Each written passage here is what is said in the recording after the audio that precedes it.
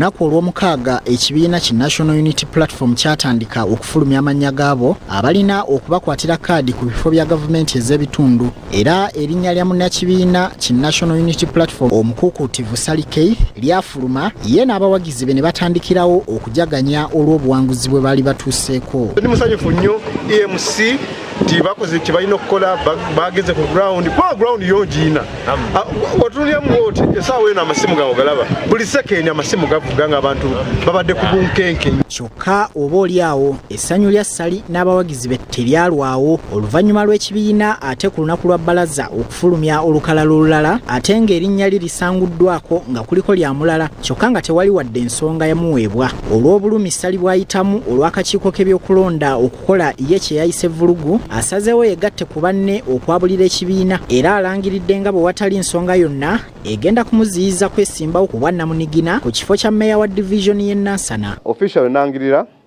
tugenda kujja mu kalulu kano ku lw'abantu b'e Nansana ate nga tugenda kawanga. Sally agamba nti ekitebe ky'ekibiina ki NUP kijjuddeko bayise ba mafia abacyanga amanya g'abakulembeze abamu n'ebigendererwa ebyabwe. Abantu bali frustrated, abantu babajjeko sente zaabwe ate abantu bagenda baddiza sente zaabwe ate bano okumanya babadde batemu nti gwe banaawa ne gwataawe nga bamuggyako sente. Ono aliko bannakibiina kye baalumiriza okubeera emabega w'emivuyo gyonna egyaviiriddeko bangi okuggibwako kkaadi. Bakozesezza Sserunkuuma John Bosco ne bakozesa Mukalazi Stephen ne bakozesa ne Katende Yusuf okulaba nga kubanga teri mukulu yakwase sente. Mu kiseera kino Sally agamba nga division bataataganyiziddwa enkyukakyuka zino ezitabawoomedde era agamba amaanyi g'abantu gagenda kusalawo. Nze esaawa eno sina kkaadi right nkikiriza sina kkaadi kale naye ate abantu bannavaawo abalonzi tebannaba kuvaawo by the way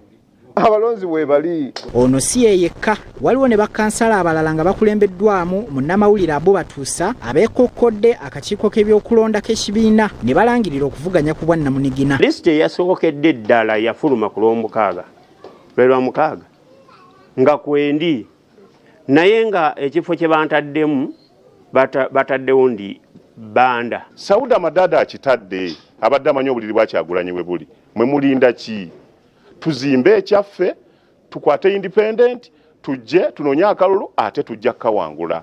Ate mu district y'MPG abafunye kkaadi ya NUP bajaganya kyokka abo abamiddwa kkaadi amaziga gabayitamu. Eyali aweereddwa kkaadi y'ekibiina ki NUP Ivan Kasumba ate ali mu maziga n'abawagizi be oluvannyuma lw'ekibiina okugimuggyako neeweebwa Vincent Kasozi. Vincent Kasozi tumusanze ku kyalo kye abawagizi be nga bali mu kumuyozaayoza. Mwebale nnyo mwebali ddala batuuze. Tubadde tukyali awo awasunsulirwa ate ekibiina kya NUP ne kisindika ebbaluwa nga esazaamu amannya g'abakansala bonna aba Town Council mu district y'MPG. Stopinga iso kunominatinga kati tefa abadde baddako ne batugoba ne tukoye embeera eno abantu twajje wala basigenda baproposa bwe bajja basibanjala ate mudde nkya njo ne badde wanakedde wano sanominatinze ne leero sinominatinze sekaza lwankyalo kasakana n'ekyange ekyo sinominatinga tebatufiirwanga ekibiina.